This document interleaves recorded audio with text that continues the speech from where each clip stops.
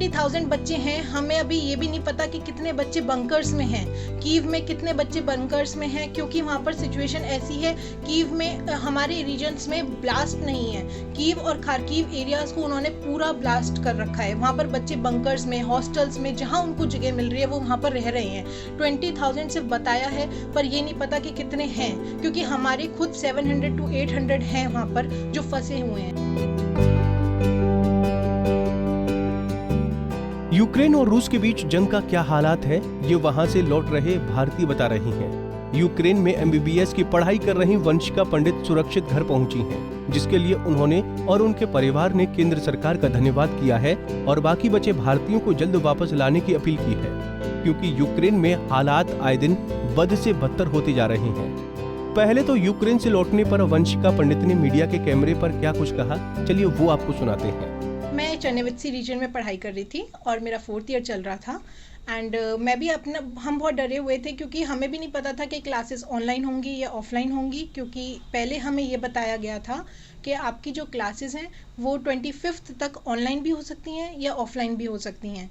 तो हमें Indian embassy से पहले यही उम्मीद थी कि वो हमें ये बता देते कि अगर हमें ये पता होता कि हमारी क्लासेस 25th के बाद भी ऑनलाइन चल रही हैं, तो हम सब बच्चे, मेरे फ्रेंड्स, मेरे क्लासमेट्स, सब पहले ही यहाँ पर इंडिया अराइव हो जाते। तो उस वक्त माहौल क्या था जब आप वहाँ से निकले हो, किस तरह का पैनिक था?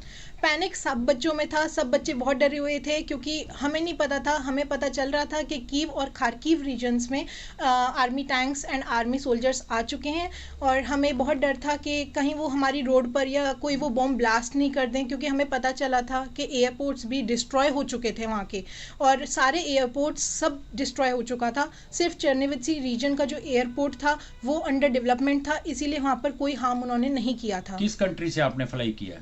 रोमानिया से हम पहुंचे थे रोमानिया, और वहाँ कैसे पहुंचे रोमानिया? हमें पहले हॉस्टल से हमें बस में ले जाया गया। उसके बाद बस वहाँ पर हमें पेट्रोल पंप पे बोला कि आप यहाँ पर बैठिए और कैफ़े में आप बैठ सकते हैं, पर कैफ़े वाले लोग भी क्राउड को देखते हुए उन्होंने ये बोला कि आप प्लीज़ बाहर निकलिए यहाँ से। हम ठंड में वहाँ पर बैठे हुए थे। देन उन्होंने बस का अरेंजमेंट किया और हमें बोला कि आप इस बस में बैठ जाइए। देन हम वहाँ से बाहर निकले थे आफ्टर 1.5 आवर। तो वहाँ पे आपको जहाज तैयार मिला? हाँ जी, वहाँ पर था प्लेन, वहाँ पर खड़ा हुआ था। उन्होंने हमें 1.5 आवर का ही टाइम दिया था कि आप यहाँ पर 1 आवर तक आप यहाँ पर आराम से बैठिए, और उसके बाद बोर्डिंग आपकी होगी और देन आप फ्लू कर सकते हैं। क्या फील किया जब बॉर्डर पार किया? बहुत खुशी हुई। सबसे पहले अपने पेरेंट्स को मन में रखा कि अब हम बिल्कुल सेफ़ हैं। सबसे पहले यही आया कि इंडियन गवर्नमेंट का, एयर इंडिया का सबसे ज़्यादा थैंकफुल हुआ कि एयर इंडिया जैसे ही वहाँ पर बैठे उन्होंने इतना ज़्यादा फैसिलिटी थी वहाँ पर। वो बार बार पूछ रहे थे कि आपको क्या चाहिए, आप बहुत पैनिक सिचुएशन में हैं। फिर ध्यान आया कि मम्मा पापा अब मिल सकते हैं हम आपसे, मम्मा पापा अब आपसे सामने बात हो सकती है इतने मुश्किल और स्ट्रेस्ड के बाद।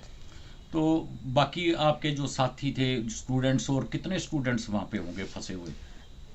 जैसे कि बता रहे हैं कि 20,000 बच्चे हैं। 20,000 बच्चे हैं, हमें अभी ये भी नहीं पता कि कितने बच्चे बंकर्स में हैं, कीव में कितने बच्चे बंकर्स में हैं, क्योंकि वहाँ पर सिचुएशन ऐसी है। कीव में हमारे रीजन्स में ब्लास्ट नहीं है, कीव और खार्किव एरियाज को उन्होंने पूरा ब्लास्ट कर रखा है। वहाँ पर बच्चे बंकर्स में, हॉस्टल्स में, जहाँ उनको जगह मिल रही है वो वहाँ पर रह रहे हैं।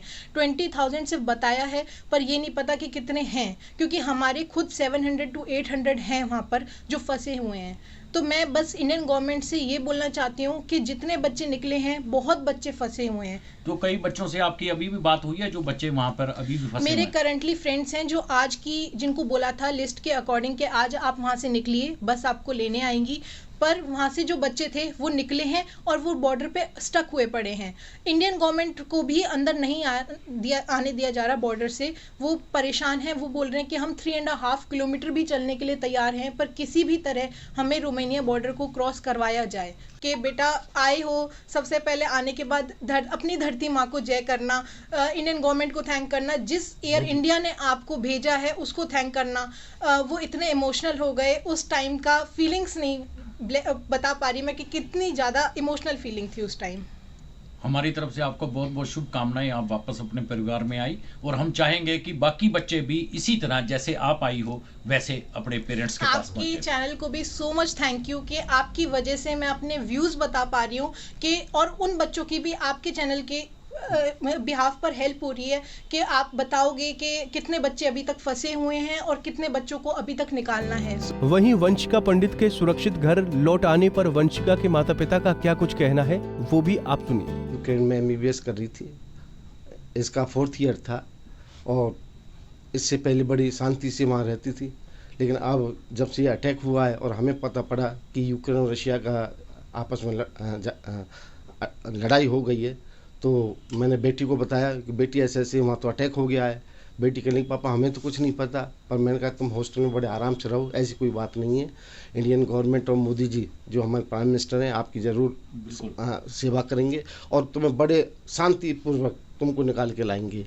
ये हमें मोदी जी पर विश्वास है कि, और वही हुआ। कोई भी काम ऐसा नहीं जो मोदी जी नहीं कर सकते, और आज पूरी दुनिया मोदी जी की तरफ देखती है। अगर कोई शांति की कोई बात होती है तो मोदी जी कर सकते हैं। यूक्रेन और रशिया का कोई भी हल है वो मोदी जी निकाल सकते हैं, किसी और कंट्री के प्रेसिडेंट के बस की बात नहीं है। मैं ये कहना चाहती हूँ, जब मेरी बच्ची की मुझे पता लगा कि वहाँ युद्ध छिड़ चुका है तो हम बहुत ही टेंशन में हो गए। हमारा तो दिन रात सोना बैठना खाना सब बेकार हो गया। अब बच्ची की 24 घंटे हमें चिंता लगी रहती थी। हमें यही लगता था कि हे ईश्वर से ही प्रार्थना थी और किससे कर सकते थे। बस यही था, मोदी जी की ये थी कि हाँ जी मोदी जी कुछ करें। पर जो मोदी जी ने आज हमारे साथ किया है और उनका उपकार मैं कभी ज़िंदगी भर नहीं भूल सकती। उन्होंने इंडियन एयरलाइंस ने, मोदी जी ने, सुनील सर ने, इनके सुनील सर हेड हैं इनके, चंडीगढ़ में रहते हैं और वो खुद रोमानिया पहुँचे हैं। उन्होंने बच्चों का वीज़ा लगवाया और बच्चों को वहाँ बॉर्डर से निकलवाया। अगर वो नहीं होते हो सकता है हमारे बच्चे रोमानिया बॉर्डर पर नहीं आते। वहाँ से उन्होंने सब अरेंजमेंट कराए, बसेज कराई। अब देखो इतना तो होता है, जब ज़्यादा क्राउड होता है तो बच्चों को थोड़ा बहुत तो झेलना पड़ता है, पर जो मेरे बच्चे ने इतना नहीं झेला सुनील सर के होते हुए। मेरी बच्ची ठीक ठाक वहाँ से आ गई और पूरा वहाँ तक प्लेन तक ठीक आई है मेरी बेटी। रिक्वेस्ट है मोदी जी से कि जैसे मेरी बेटी आई है, वो जो अब बच्चे फंसे हुए हैं उन बच्चों को ऐसे ही निकालें, क्योंकि मैंने कई वीडियोस देखी हैं, लड़कियां रो रही हैं, वो इतनी टेंस हैं और मैंने सुना है, देखा नहीं है, पर बच्चों के पास, मेरी बेटी के पास फ़ोन्स आ रहे हैं तो बच्चे वहीं बॉर्डर के साथ यूक्रेनियन उनके साथ बिहेव ठीक नहीं कर रहे हैं, धक्का मुक्की हो रही है क्योंकि रश ज़्यादा है। मैं ये भी मानती हूँ कि इतनी जल्दी हमारी गवर्नमेंट कर रही है, पर इतना रश है कि वो धीरे धीरे कर बहुत जल्दी रही है, पर इतना नहीं हो सकता। आराम से वो कर रहे हैं, बच्चों को निकाल रहे हैं। मोदी जी ने कहा है कि मैं एक एक भारतीय को लेके आऊँगा, एक एक बच्चे को लेके आऊँगा, परंतु मेरी तरह ही जैसे मैं परेशान थी, हर माँ बाप उतना ही परेशान है। तो मुझे ये है कि मोदी जी से मेरी बार बार एक ही रिक्वेस्ट है कि चाहे कितनी भी अपने वहाँ लोग भेजने पड़े, उनको मिनिस्टर्स को जैसे भेज रहे हैं, 4 मिनिस्टर के लिए बता दें कि भारत सरकार द्वारा ऑपरेशन गंगा के तहत यूक्रेन में फंसे भारतीय छात्रों को स्वदेश वापस लाने की मुहिम लगातार जारी है और इसी मुहिम के चलते यूक्रेन में MBBS की पढ़ाई कर रही वंशिका पंडित भी आज फरीदाबाद अपने घर लौटी तो माँ बाप की खुशी का कोई ठिकाना नहीं रहा और वो मोदी सरकार का बार बार धन्यवाद करते नजर आए। फरीदाबाद से पूजा शर्मा, पंजाब केसरी टीवी। हमसे जुड़े रहने के लिए हमारे YouTube चैनल को सब्सक्राइब करें और नई वीडियो की नोटिफिकेशन के लिए बेल आइकॉन को दबाएं। अगर आप ये वीडियो Facebook पर देख रहे हैं तो लाइक जरूर करें और ज्यादा से ज्यादा शेयर करें। धन्यवाद।